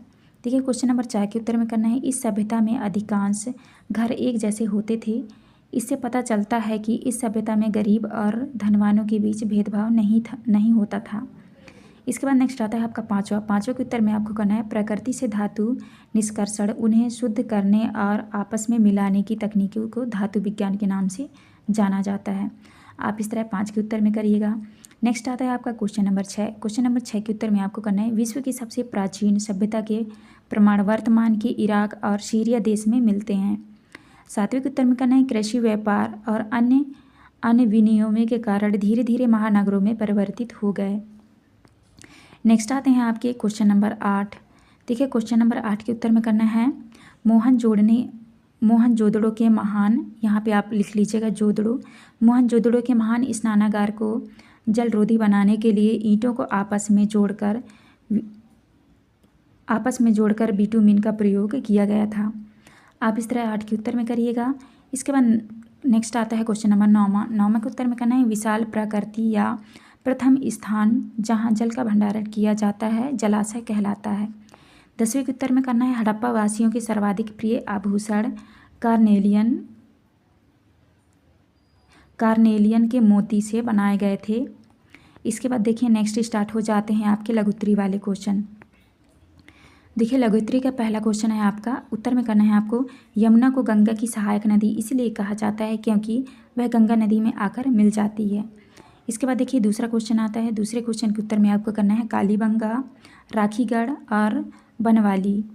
इसके बाद तीसरे के उत्तर में आपको करना है, हड़प्पा सभ्यता के नगर 2 भागों में इसलिए मिलते हैं क्योंकि ये नगर सुनियोजित योजना के अंतर्गत निर्मित किए गए थे। इसके बाद देखिए क्वेश्चन नंबर 4 आता है आपका। तो 4 के उत्तर में आपको करना है, स्नानागार केवल राजसी परिवार के लिए स्नानागार था, इस कारण मोहनजोदड़ो के महान स्नानागार का सर्वप्रथम सार्वजनिक रूप से नहीं होता था। आप इस तरह से 4 के उत्तर में करिएगा। नेक्स्ट आता है आपका क्वेश्चन नंबर 5वां के उत्तर में करना है, हरियाणा में बनावाली से प्राप्त मिट्टी से निर्मित उत्तर हल को प्रमाण मानकर इतिहासकार यह कहते हैं कि हड़प्पावासी हल का प्रयोग करते थे। इसके बाद देखिए 6वें क्वेश्चन में आपको उत्तर में करना है, हड़प्पावासियों के घरों में गेहूं, जौ की रोटियां, दाल, चावल, फल, सब्जियां, दूध, मछली और मांस के व्यंजन बनते होंगे। इसके बाद देखिए नेक्स्ट आता है आपका क्वेश्चन नंबर 8वां। क्वेश्चन नंबर आता है आपका 7वां। आपको 7 के उत्तर में करना है, लोथल में पाए जाने वाली विशाल बंदरगाह का उपयोग माल के आयात निर्यात के लिए किया जाता होगा। इसके बाद 8वें के उत्तर में करना है, हड़प्पावासी मांसाहार भी करते थे, इसका मुख्य आधार खुदाई में बड़ी संख्या में पाई गई पशुओं की हड्डियां और मत्स्य जीवाश्म हैं। इस तरह 8 के उत्तर में करना है आपको। इसके बाद नेक्स्ट आता है आपका क्वेश्चन नंबर 9वां। देखिए 9वें के उत्तर में आपको करना है, हड़प्पावासियों ने वास्तव में कभी भी कोई सेना या युद्ध के हथियार नहीं रखे, यह एक शांतिपूर्वक सभ्यता थी। यह तथ्य सिद्ध करता है कि यह इस सभ्यता के पतन का कारण नहीं हो सकता है। आप इस तरह 9वें के उत्तर में करेंगे। इसके बाद नेक्स्ट आता है आपका क्वेश्चन नंबर 10। 10 के उत्तर में करना है आपको, हड़प्पा सभ्यता के समय खेले जाने वाले 3 खेलों के नाम हैं। पहला है पासा, दूसरा शतरंज जैसे बोर्ड और खिलौने से खेल। इसके बाद 11 के उत्तर में आपको करना है, हड़प्पा सभ्यता के समय पाई गई मोहरों का उपयोग व्यापार संबंधी गतिविधियों के लिए होता था। इसके बाद देखिए नेक्स्ट स्टार्ट हो जाते हैं आपके दीर्घ वाले क्वेश्चन। तो देखिए दीर्घ का आपका पहला क्वेश्चन है। पहले क्वेश्चन के उत्तर में आपको करना है शासन और प्रशासन का कोई रूप जटिल समाज और उसके अनेक क्रियाकलापों के प्रबंध हेतु। और दूसरा पॉइंट में है कृषि उत्पादकता जिसके द्वारा गांव और नगरों के लिए भोजन उपलब्ध कराया जा सके। तीसरे में है नगरीकरण, नगर योजना, नगरों का विकास अगर उनका प्रबंधन जिसमें जल प्रबंधन और जल निकास व्यवस्था शामिल है। चौथे में व्यापार, सभी प्रकार की वस्तुओं के आदान प्रदान के लिए आंतरिक और बाहरी व्यापार की सुविधा। आप इस तरह पहले के उत्तर में करेंगे। इसके बाद नेक्स्ट आता है आपका क्वेश्चन नंबर दूसरा। क्वेश्चन नंबर दूसरा में है देखिए हड़प्पा सभ्यता के पतन के कारणों को विस्तार से समझाइए।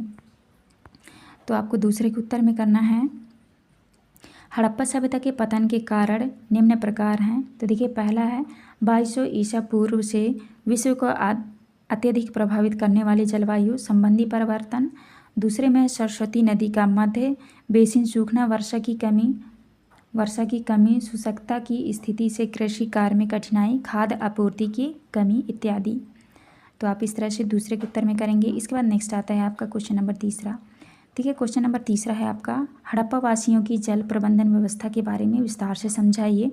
तो प्यारे बच्चों आप जो है वीडियो रोक के आप इनका जो है आंसर कर लीजिएगा क्वेश्चन नंबर 3 का। इसके बाद आपका नेक्स्ट क्वेश्चन आता है आपका क्वेश्चन नंबर चौथा। देखिए क्वेश्चन नंबर चौथा में हड़प्पा वासियों का खान पान क्या था, पुरातात्विद यह कैसे पता लगा पाए कि वह क्या क्या खाते थे। तो आपको चौथे के उत्तर में आपको इस तरह से देख के आपको कर लेना है। तो आप वीडियो रोक के कर लीजिएगा। देखिए ये है आपका चौथा का उत्तर। इसके बाद देखिए नेक्स्ट क्वेश्चन आता है आपका क्वेश्चन नंबर 5वां। देखिए क्वेश्चन नंबर 5वां में हड़प्पा सभ्यता में किन किन धातुओं का उपयोग किया जाता होगा और उनका उस समय क्या उपयोग किया जाता था, इस अध्याय के प्रकाश में अपने विचार व्यक्त कीजिए। तो देखिए इस तरह से आपको क्वेश्चन नंबर 5 के उत्तर में आपको करना है। तो आप वीडियो रोक के आप कर लीजिएगा। तो आप अच्छे से जो है क्वेश्चन नंबर 5 का उत्तर आप इस तरह से कर लीजिएगा। देखिए पहले पॉइंट में है तांबा, यह सबसे अधिक उपयोग आने वाली धातु थी। इससे औजार, हथियार, भाले, कुल्हाड़ी, बर्तन और गहने बनाए जाती थी। दूसरे में है कांस, तांबे और टीन को मिलाकर कांस बनाया जाता था। इससे मूर्तियाँ, औजार और कलात्मक वस्तुएं बनाई जाती थी। तीसरे में है टीन को कांसे के निर्माण में मिलाया जाता था। तो आप इस तरह से क्वेश्चन नंबर 5 के उत्तर में करेंगे। तो प्यारे बच्चों यहाँ पे जो है हमारी वीडियो कंप्लीट होती है। आपको हमारी वीडियो अच्छी लगी तो प्लीज़ हमारे चैनल को लाइक एंड सब्सक्राइब करें। तो चलिए स्टार्ट करते हैं। देखिए आज की इस वीडियो में देखेंगे विषय का हमारी सांस्कृतिक विरासत एवं ज्ञान परंपराएं। अध्याय 7 देखेंगे। अध्याय 7 में दिया है भारत की सांस्कृतिक जड़ें। चलिए देखते हैं। पहला क्वेश्चन आता है आपका सही विकल्प चुनकर लिखिए। पहले क्वेश्चन में है वैदिक रचनाओं की रचना की प्रारंभिक भाषा इसमें से थी। तो आपका उत्तर हो जाएगा पहले का सी नंबर संस्कृत। दूसरे में विश्व की सबसे प्राचीन ग्रंथों में से एक है। तो आपका उत्तर हो जाएगा ए नंबर वेद। इसके बाद नेक्स्ट आता है आपका क्वेश्चन नंबर 3। देखिए क्वेश्चन नंबर 3 में है व्यक्ति की चेतना में ब्रह्मा का आत्मबोध जगाने के उद्देश्य से अनेक विधियां विकसित की गई, वह दर्शन कहलाता है। तो आपका उत्तर हो जाएगा बी नंबर योग। इसके बाद आता है आपका क्वेश्चन नंबर 4। क्वेश्चन नंबर 4 में देखिए गौतम बुद्ध की जन्म स्थली लुम्बिनी वर्तमान में कहाँ है। आपका उत्तर हो जाएगा सी नंबर नेपाल में। 5वें में है ऐसा शांतिचित व्यक्ति जो चेतना का उच्चतर स्तर प्राप्त करने के लिए कठोर अनुशासन का पालन करता है कहलाता है। आपका उत्तर हो जाएगा ए नंबर सन्यासी। इसके बाद नेक्स्ट है आपका क्वेश्चन नंबर 6 में है बौद्ध मत में अविद्या और मोह के कारण इनमें से उत्पन्न होता है। आपका उत्तर हो जाएगा मानवीय सुख। तो आप इस तरह सी आपका राइट आंसर होगा। इसके बाद है आपका क्वेश्चन नंबर 7 में है इनमें से किस प्रदेश की अनेक जनजातियाँ डोनी पोलो की पूजा करती है। तो आपका उत्तर हो जाएगा अरुणाचल प्रदेश। 8 में है पूर्व भारत में दैविक शक्तियों के साथ सिंह बोंगा की पूजा करने वाली जनजातियाँ हैं। तो आपका उत्तर हो जाएगा सी नंबर मुंडा और संथाल। 9वें में है कठोपनिषद में मृत्यु का देवता माना गया है, तो यम को। इसके बाद है आपका क्वेश्चन नंबर 10 में है इस अध्याय में जैन कथानुसार जब रोहिणियों को पहचान लिया गया तब उसमें स्वयं को किस रूप में बताया गया। तो आपका जो है 10वीं का आपका उत्तर होगा बी नंबर साधारण कृषक। तो आप इस तरह से 10वीं के उत्तर में करेंगे। इसके बाद आपके नेक्स्ट स्टार्ट हो जाते हैं रिक्त स्थान वाले क्वेश्चन। तो देखिए, ए नंबर में आपको भरना है मोह कहलाती है, बी नंबर में भरना है आपको सप्त सिंधु, सी में भरना है आपको यूनेस्को, और डी में भरना है आपको ज्ञान, और ई में भरना है आपको वैदिक, एफ में भरना है आपको अपरिग्रह। इसके बाद जी में भरना है आपको गार्गी। इसके बाद नेक्स्ट आता है एच में भरना है आपको अनुष्ठान, आई में भरना है आपको महाराष्ट्र, और जे में भरना है आपको जनजाति। तो आप इस तरह से खाली स्थान भर लेंगे। नेक्स्ट स्टार्ट हो जाते हैं आपके अति लघुत्तरी वाले क्वेश्चन। क्वेश्चन नंबर पहले में यूनेस्को का पूरा नाम लिखिए। आपको यूनेस्को का पूरा नाम लिखना है संयुक्त राष्ट्र शैक्षिक वैज्ञानिक और सांस्कृतिक संगठन। दूसरे क्वेश्चन के उत्तर में देखिए, आपको इस तरह से लिखना है। दूसरा का उत्तर होगा यह मत चारवाक दर्शन का है। इसके बाद नेक्स्ट आता है आपका तीसरा क्वेश्चन। तीसरे के उत्तर में देखिए, आपको लिखना है अनेकांतवाद एक महत्वपूर्ण जैन दर्शन है जिसका अर्थ है केवल एक पक्ष या दृष्टिकोण की पूर्ण सत्य नहीं होता, सत्य को अनेक दृष्टिकोण से देखना चाहिए। चौथे में है वर्तमान महावीर का जन्म स्थान वैशाली वर्तमान में किस राज्य में स्थित है। आपको उत्तर में करना है वर्तमान महावीर का जन्म स्थान वैशाली वर्तमान में बिहार राज्य में स्थित है। आप इस तरह चौथे के उत्तर में करेंगे। इसके बाद नेक्स्ट आता है आपका क्वेश्चन नंबर पाँचवें के उत्तर में करना है आपको वर्तमान महावीर के उपदेशों से प्रभावित होकर। इसके बाद है छठवें क्वेश्चन में देखिए, जातक कथा दर्शाने वाली पत्थर की मूर्ति का चित्र कहाँ देखने को मिलता है। आपको उत्तर में करना है जातक कथा दर्शाने वाली पत्थर की मूर्ति का चित्र भरहुत मध्य प्रदेश में देखने को मिलता है। नेक्स्ट आता है आपका क्वेश्चन नंबर 7। क्वेश्चन नंबर 7 में है वेदांत दर्शन में किन विचारों का संकलन है। आपको उत्तर में करना है वेदांत दर्शन में मानव जीवन प्रकृति और ब्रह्मांड को एक देवी तत्व माना गया है जिसे ब्रह्मा भी कहा जाता है। आप इस तरह 7वें के उत्तर में करेंगे। इसके बाद नेक्स्ट आता है आपका क्वेश्चन नंबर 8। क्वेश्चन नंबर 8 में आपको करना है वैश्विक दर्शन से क्या आशय है, लिखिए। आपको उत्तर में करना है वैश्विक दर्शन से आशय विश्व के संदर्भ में एक निश्चित रुचि या समझ से है जिसके अनुसार परम सत्य एक ही है किंतु मनीषी इसे अनेक नाम देते हैं। आप इस तरह से 8वें के उत्तर में करेंगे। नेक्स्ट आते हैं आपके क्वेश्चन नंबर 9 में। क्वेश्चन नंबर 9 में है वैदिक ऋचाओं की रचनाओं को किस रूप में संबोधित किया गया था। आपको उत्तर में करना है वैदिक ऋचाओं की रचनाओं को ऋषियों कवि और ऋषिकाओं कवित्रियों द्वारा संस्कृत भाषा में अनेक देवताओं और देवियों इंद्र अग्नि वरुण आदि को काव्यात्मक रूप से संबोधित किया गया है। आप इस तरह 9वें के उत्तर में करेंगे। नेक्स्ट आता है आपका क्वेश्चन नंबर 10।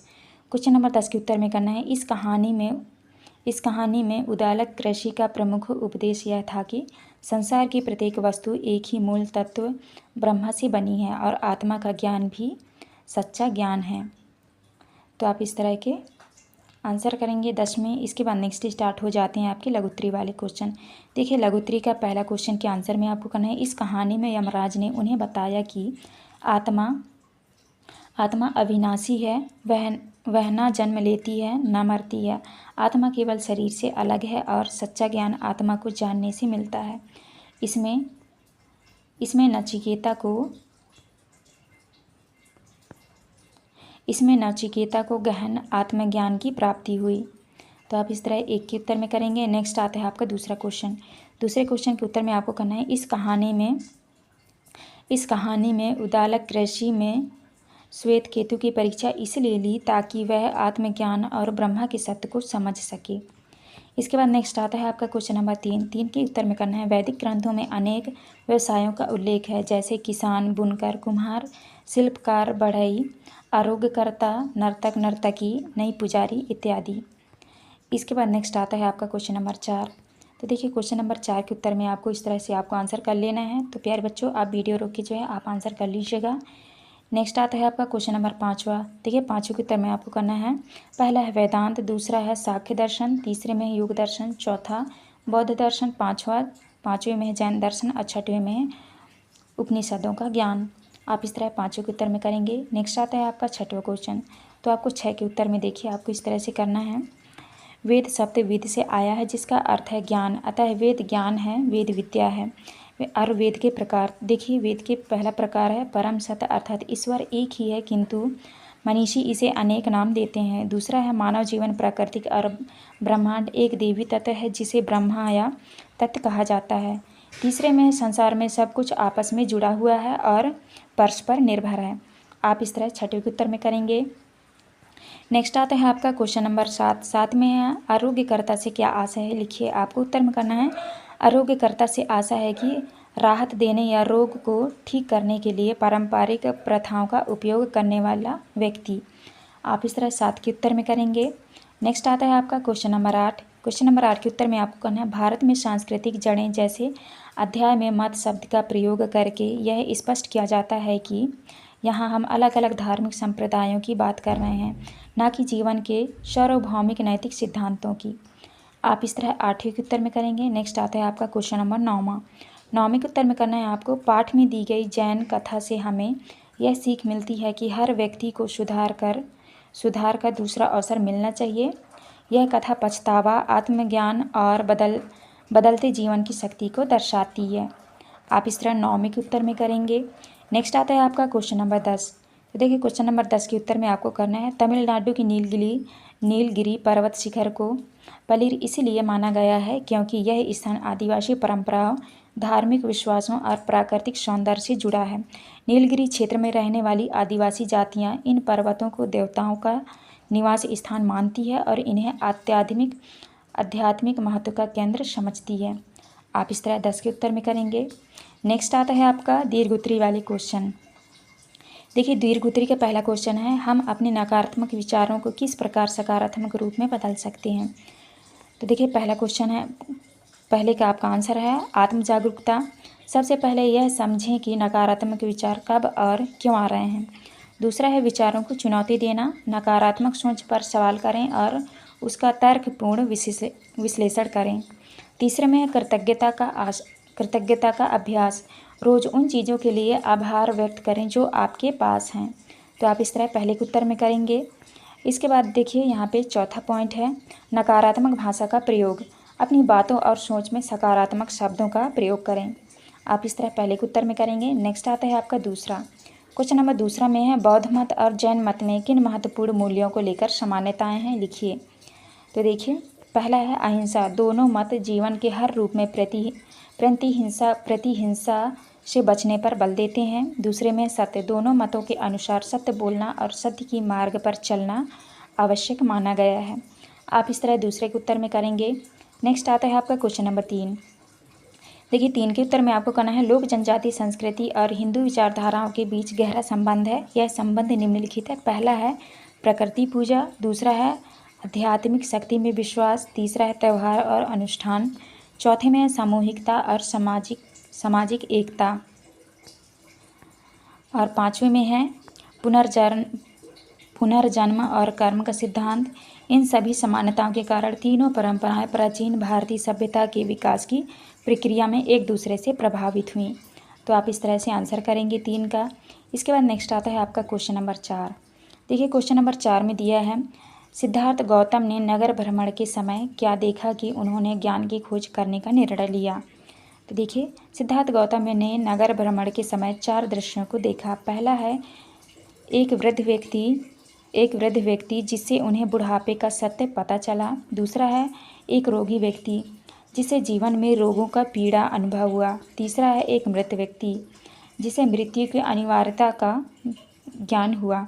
चौथे में है सन्यासी व्यक्ति जिसे सब कुछ त्याग कर शांति से जीवन जीते देखा। इन दृश्यों को देखकर सिद्धार्थ ने जाना कि जीवन दुखों से भरा है और उन्होंने इन दुखों से मुक्त पाने के लिए ज्ञान की खोज का निश्चय किया।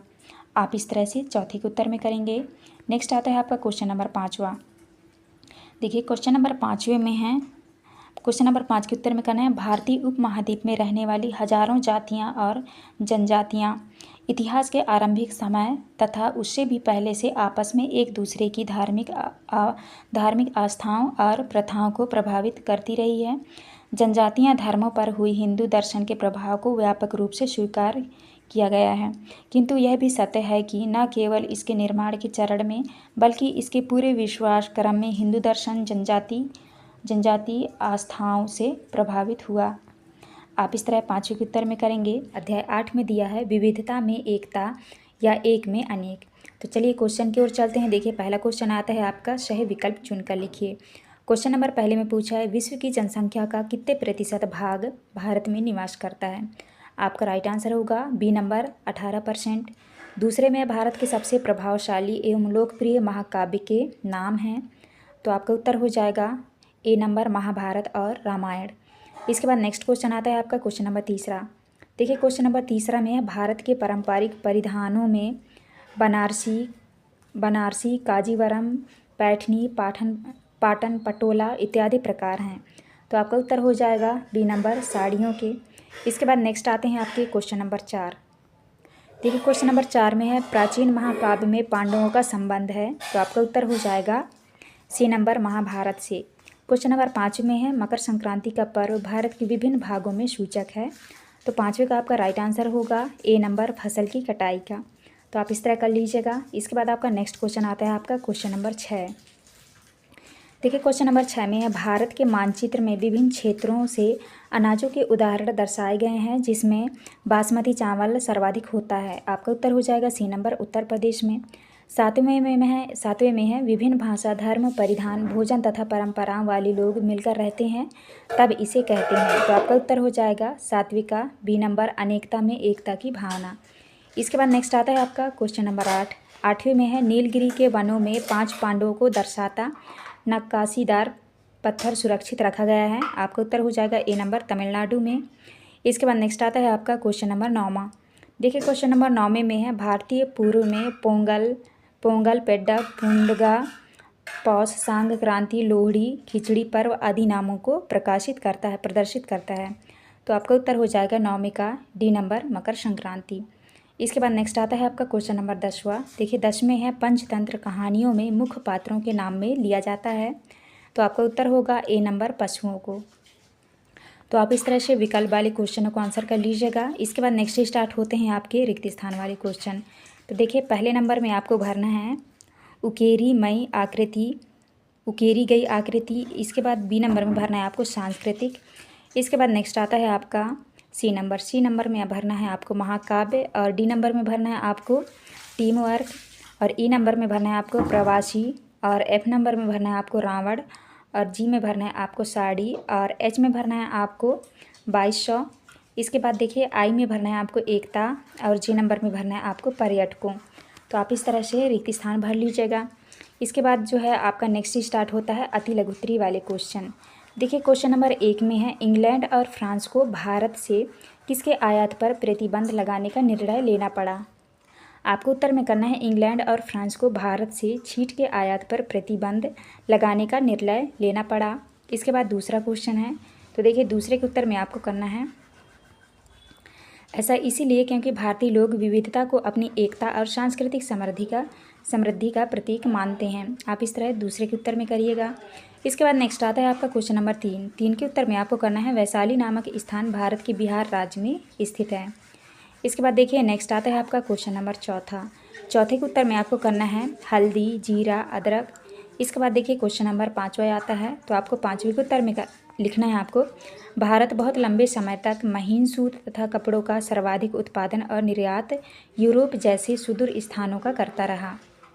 आप इस तरह का लीजिएगा 5वें के उत्तर में। इसके बाद नेक्स्ट आता है आपका क्वेश्चन नंबर 6। देखिए क्वेश्चन नंबर 6 के उत्तर में आपको लिखना है दीपावली मेरा प्रिय त्यौहार है क्योंकि इस दिन घर सजाए जाते हैं दीप जलते हैं और लक्ष्मी माता की पूजा होती है।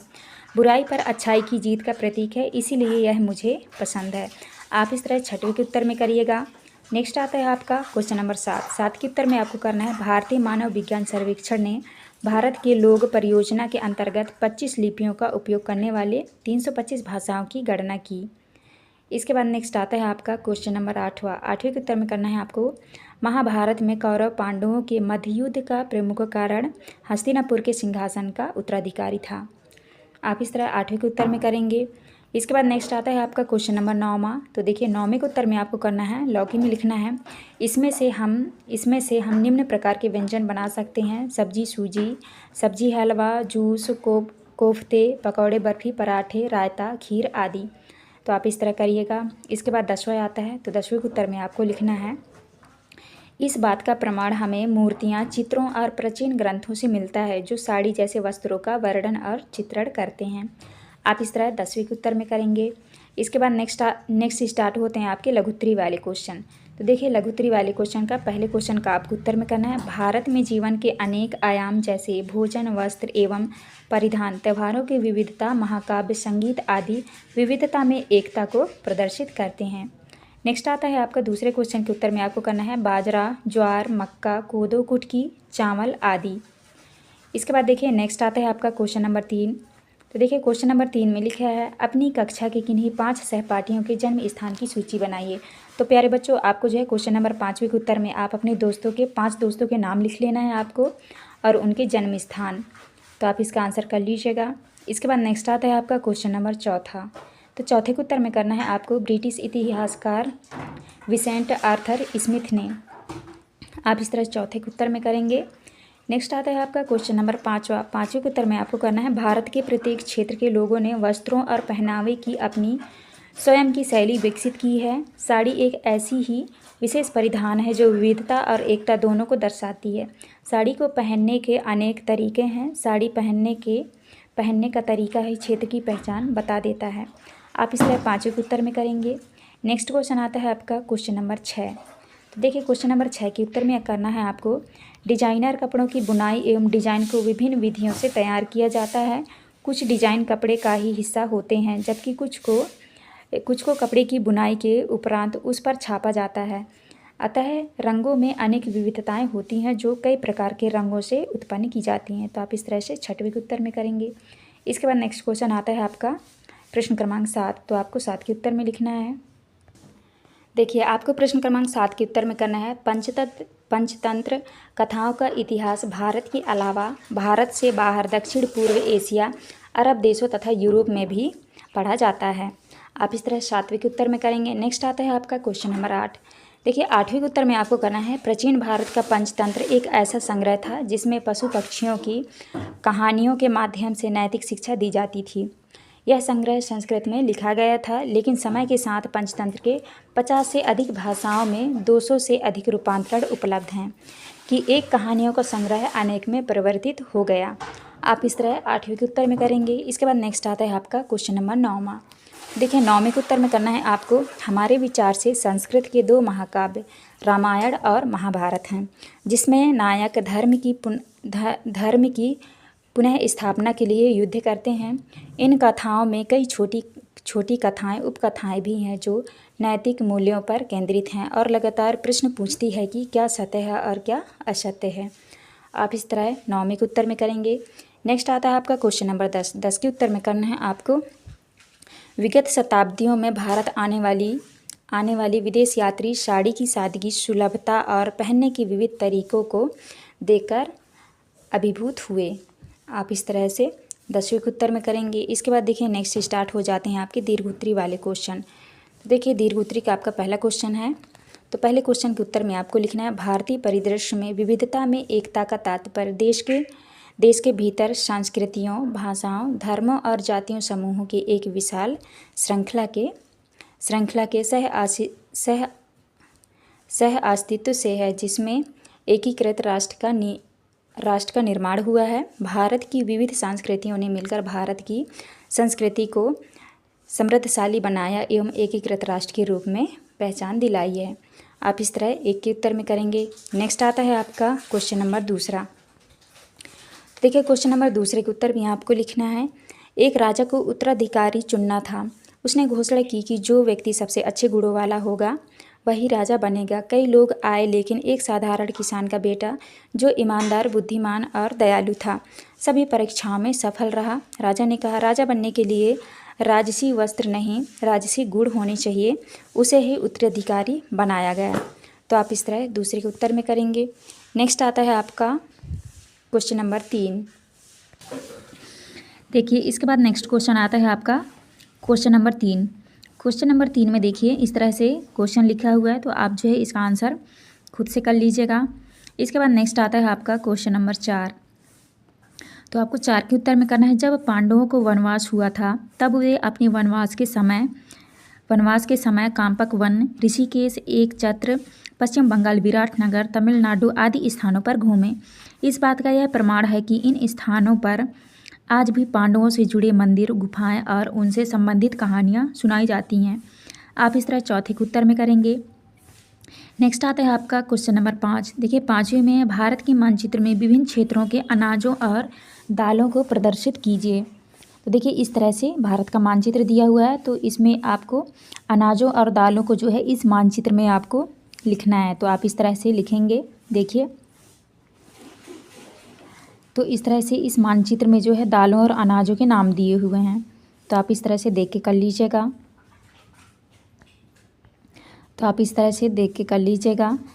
5वें का उत्तर देखिए यहाँ पे लिखा है बाजरा, मक्का, चावल, मसूर दाल और यहाँ पे बासमती टाइप का, यहाँ पे बासमती मूंग दाल, यहाँ पे चना दाल, अरहर दाल, ज्वार। तो इस तरह से यहाँ पे दालों के नाम दिए हुए हैं। तो आप जो है देख के कर लीजिएगा।